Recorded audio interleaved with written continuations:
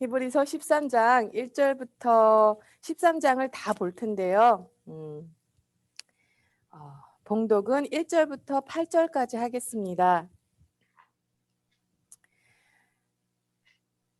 형제 사랑하기를 계속하고 손님 대접하기를 잊지 말라.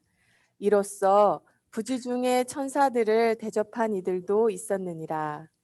너희도 함께 갇힌 것 같이 갇힌 자를 생각하고 너희도 몸을 가졌은즉 학대받는 자를 생각하라.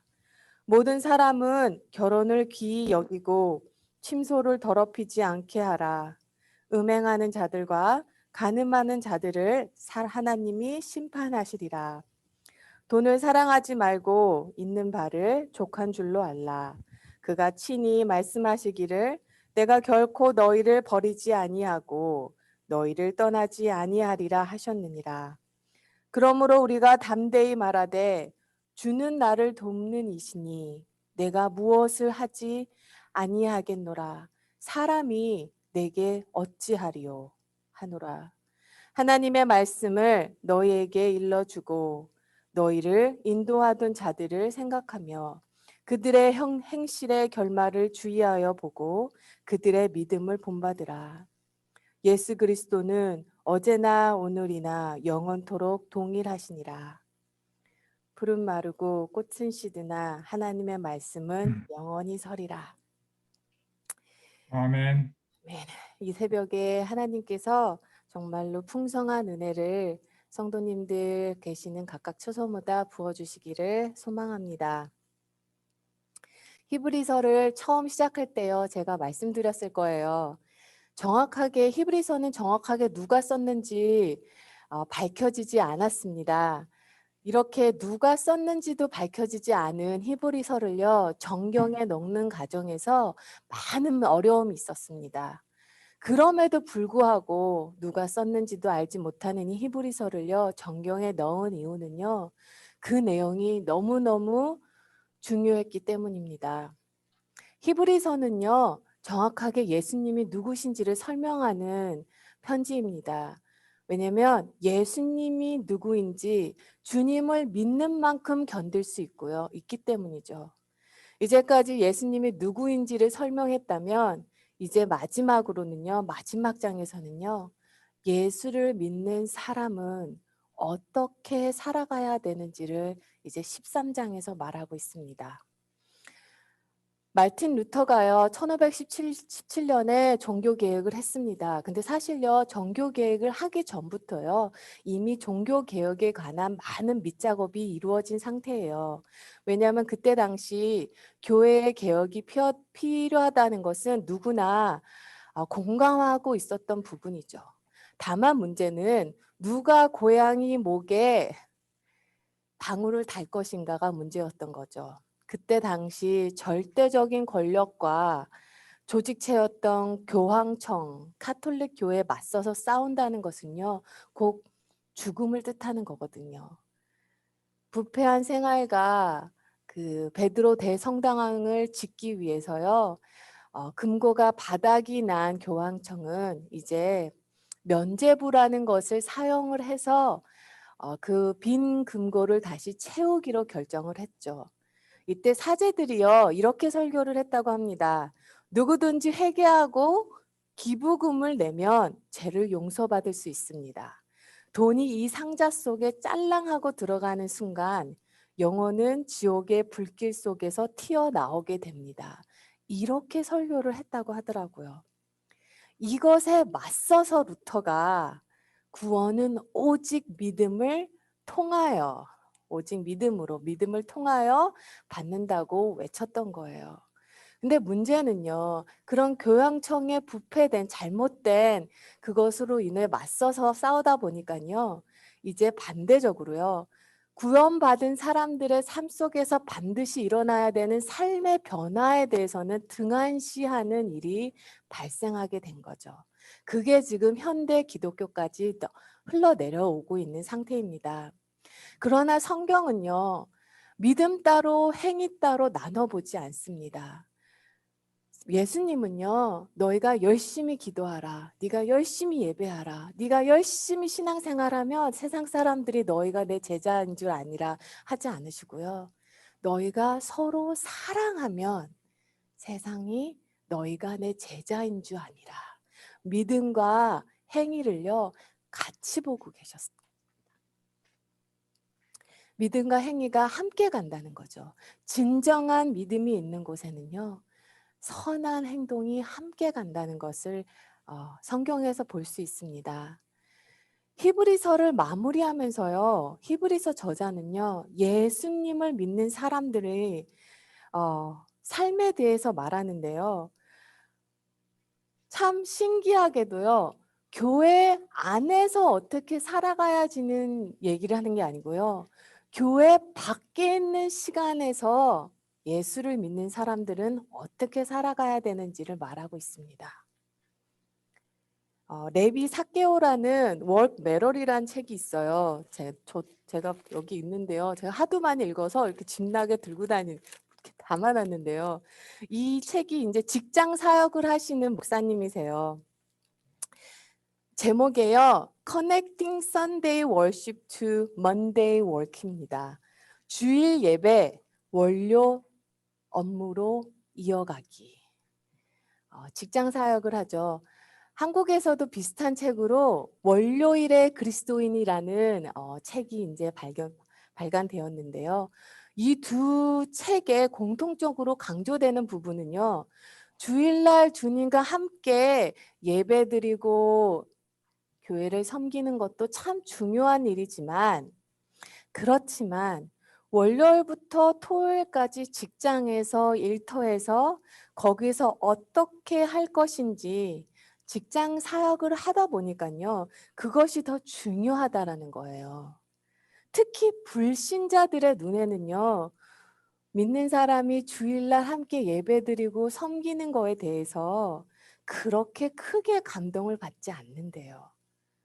그러면서 하시는 말씀이요, 오히려 월요일부터 토요일까지 예수를 믿는 사람들이요, 예수를 믿지 않는 사람과 함께 직장에서 일하고 사업하고 함께 일하면서 예수 믿는 사람이요, 예수 믿는 사람다운 모습을 보여주는 일이요, 실제로 불신자들에게 더 마음에 와 닿았다는 것을 말하고 계세요. 초대교회는요, 지금같이 교회 조직도 없었고 예배당도 없었습니다. 신학교도 없었고요, 성경책도 없었어요. 핍박이 심해져서 지하 묘지에서 예배를 드리는 경우도 허다했습니다. 그런데도 복음이요, 전 세계로 급속히 퍼져 갈 수 있었던 것은요, 믿지 않는 불신자들이요, 초대교회 교인들의 삶 속에서 예수님이 역사하시는 것을 볼 수 있었기 때문이에요. 오늘 본문에서요, 히브리서 13장에서는 예수를 믿는 사람들이 살아야 되는 예수 믿는 삶에 대해서 크게 5가지를 얘기하고 있습니다. 첫 번째는요, 형제 사랑하기를 계속하라는 것입니다. 여기서 사랑이라는 말에 쓰인 원어가요, 필라델피아예요. 필라델피아 사랑은요, 그리스도의 보혈 안에서 구원받은 자들이 서로 소중히 여기는 사랑을 필라델피아라고 합니다. 서로 소중히 여기는 사랑이에요. 우리가 다 형제 자매를 사랑한다고 합니다. 그런데 유대인 크리스찬들은요, 예수님을 믿는다는 이유 하나만으로 친구들에게, 가족들에게 버림받고요, 사회에서도 외면당했어요. 그런데 그들을요, 믿는 사람들이 품어준다면 그들도 같은 위험에 빠질 수 있는 상황인 거죠. 그래도 그들을 사랑하는 것을 그만두지 말라는 것입니다. 끝까지 소중하게 품으라는 얘기죠. 나에게 큰 희생이 따르지 않을 때에 사랑하는 것은요, 믿는 사람이나 믿지 않는 사람이나 둘 다 할 수 있는 것 같아요. 그런데 나에게 큰 희생이 따른다 하더라도 계속 사랑하는 것은요, 사랑의 대표자 되시는 예수님을 만난 자만이 할 수 있다는 거죠. 두 번째 말씀은요. 나그네 대접하는 것을 소홀히 하지 말라고 합니다. 아브라함과 롯처럼 나그네를 대접하다가 부지 중에 천사를 대접하는 일이 영광을 얻었던 사람도 있었다는 거죠. 진정한 그리스도인의 삶이 있는 곳에는요. 항상 섬김이 따라갔습니다. 이때 예수님을 믿는 사람들은요. 예수를 믿는다는 그 이유 하나만으로 삶의 터전 다 빼앗겼습니다. 그리고 동네에서 내쫓김을 당했죠. 가족들에게도 외면을 당했어요. 사실 그런 사람들을요. 집 안으로 들어오게 한다는 거, 대접한다는 거요.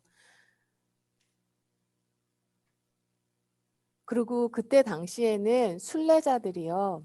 이렇게 걸어 다니면서 말씀을 전하게 되는데 그분들이 하루 쉬었다 갈 수 있는 방을 허락하는 것이요. 생각보다 그렇게 쉽지는 않았을 것 같아요.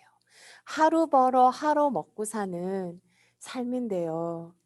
내가 지금 죽겠는데 그 사람들 대접하기 너무 힘들죠. 그런데 그분들에게 집을 오픈한다는 것은요. 그것으로 인해 내가 내 가족이 손해를 보더라도 희생을 치르더라도요.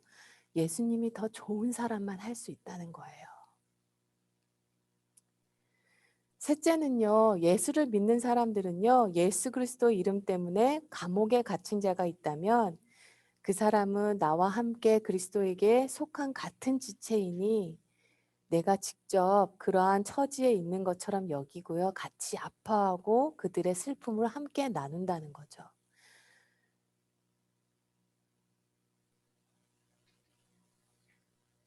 사실 예수를 믿는다는 이유로 옥에 갇힌 자를 찾아가다 보면요. 나의 신분도 들통이 날 수밖에 없어요. 나도 같은 예수쟁이라는 것을 들통날 수 있는 위험이 있기 때문에요. 가족이나 자식이 아닌 이상은 그 위험을 부담하고 그렇게 하기는 힘들죠. 그런데 예수 믿는 사람은 그렇게 산다는 거예요. 왜냐하면 예수님이 머리 대신 한 지체이기 때문입니다. 교회 안에서만 한 지체가 아니고요. 전 세계가 예수님이 머리 되시고 하나의 지체라는 거죠. 지금도 오히려 지금이 초대교회 때보다 예수님을 믿는다는 이유만으로 더 많은 순교자가 나오시는 거 아십니까? 지금 이 순간에서도 세계 한 곳에서는 그리고 북한에서도 예수님을 믿는다는 것만으로 감옥에 갇힌 수많은 지체들이 있다는 거예요.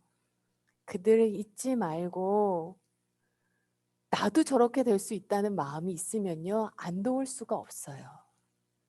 나도 저렇게 예수님을 믿는다는 이유 하나만으로 저렇게 박해받을 수 있는데 하는 마음으로 보살피기를, 기도하기를, 나누기를 쉬지 말아야 한다는 거죠.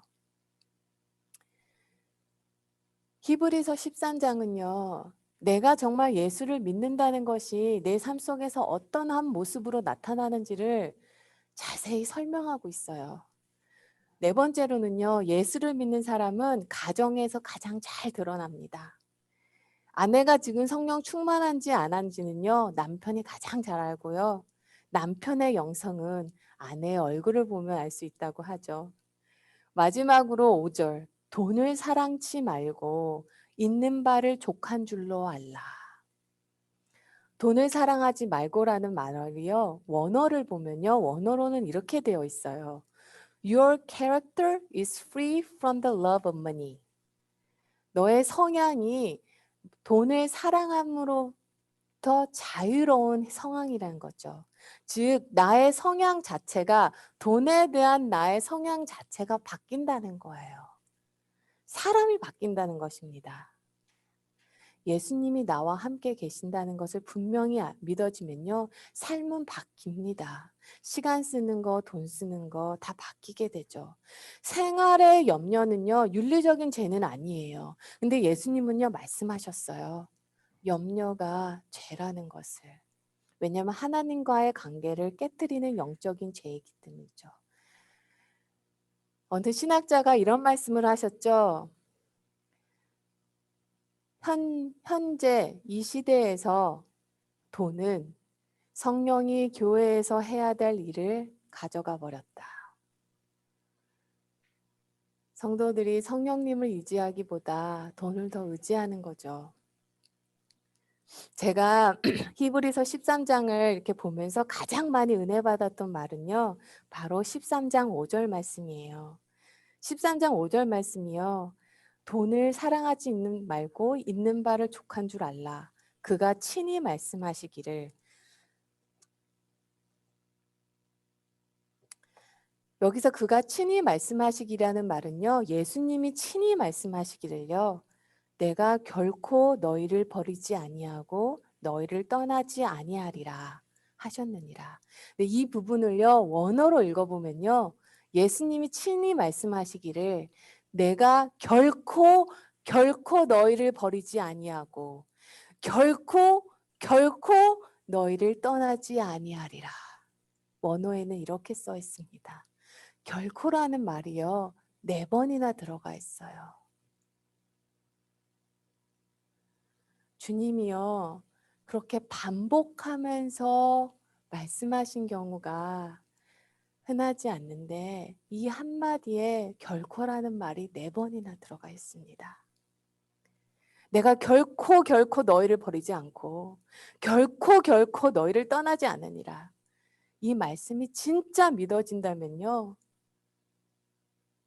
고난 중에서도 견디게 된다는 거죠.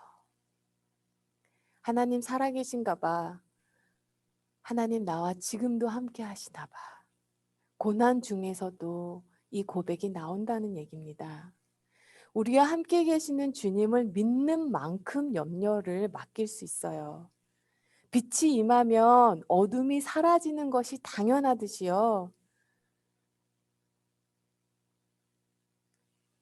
내 안에 주님이 임하면 내 마음의 염려가 사라진다는 것입니다. 그런데 그런 믿음은 그냥 생기지 않아요. 믿음은 우리가 예수님을 바라볼 때 생깁니다. 왜 자꾸 예수를 바라보라, 주님을 바라보라 이렇게 말을 하냐면요. 믿음이라는 것은요. 하나님을 바라볼 때, 주님을 바라볼 때 나에게 부어지는 거예요. 믿음은 주님을 바라볼 때 나한테 부어지는 거기 때문에요. 항상 바라보라는 거죠. 예수님을 바라보면 볼수록 믿음은 커지고 우리의 믿음이 커질수록 염려는 점점 줄어들게 된다는 거죠. 그래서 히브리서 저자는요. 예수님으로 시작해서 마지막도 예수님으로 마무리합니다. 6절 말씀 주는 나의 돕는 이시니 내가 무엇을 하지 아니하겠노라. 사람이 내게 어찌하리요. 8절 예수 그리스도는 어제나 오늘이나 영원토록 동일하시니라.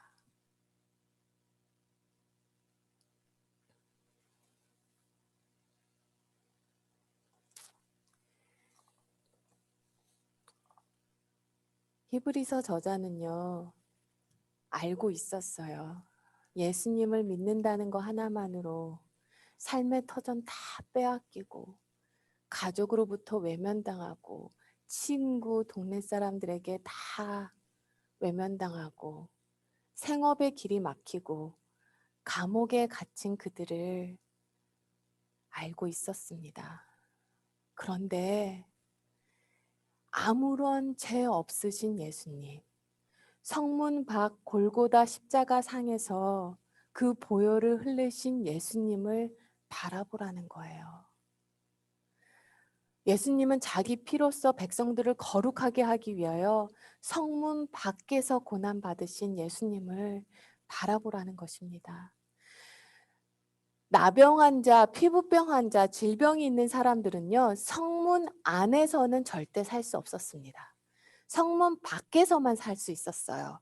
가족의 보호, 그런 보호 없이요. 성문 밖에서 그냥 그렇게 방황하며 살아야 됐습니다.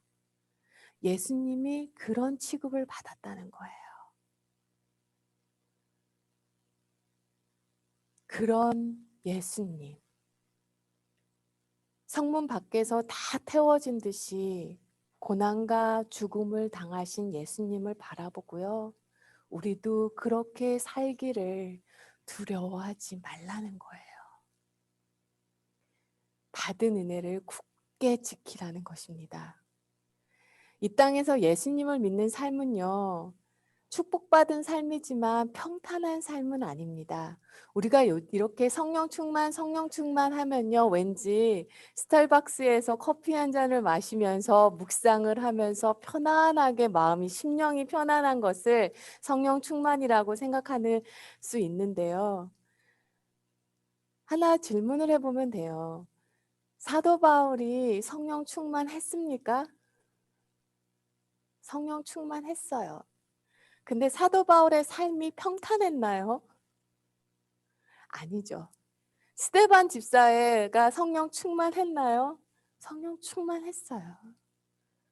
그러니 죽음의 순간에서도 하나님의 영광을 바라볼 수 있었죠.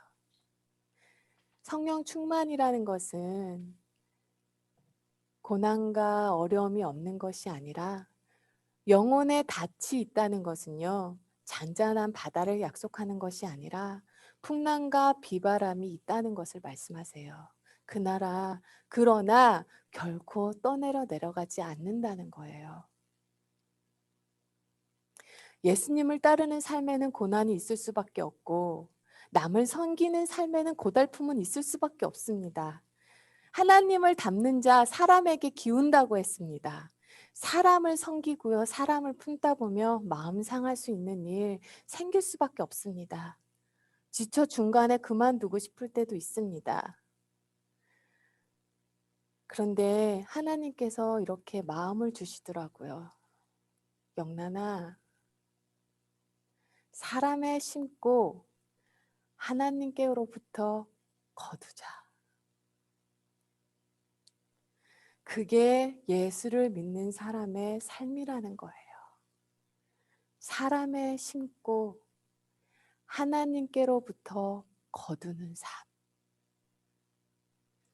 그 삶 살기를 멈추지 않는 저와 성도 여러분 되기를 이 새벽에 정말로 예수님의 이름으로 축원합니다. 이 시간에 함께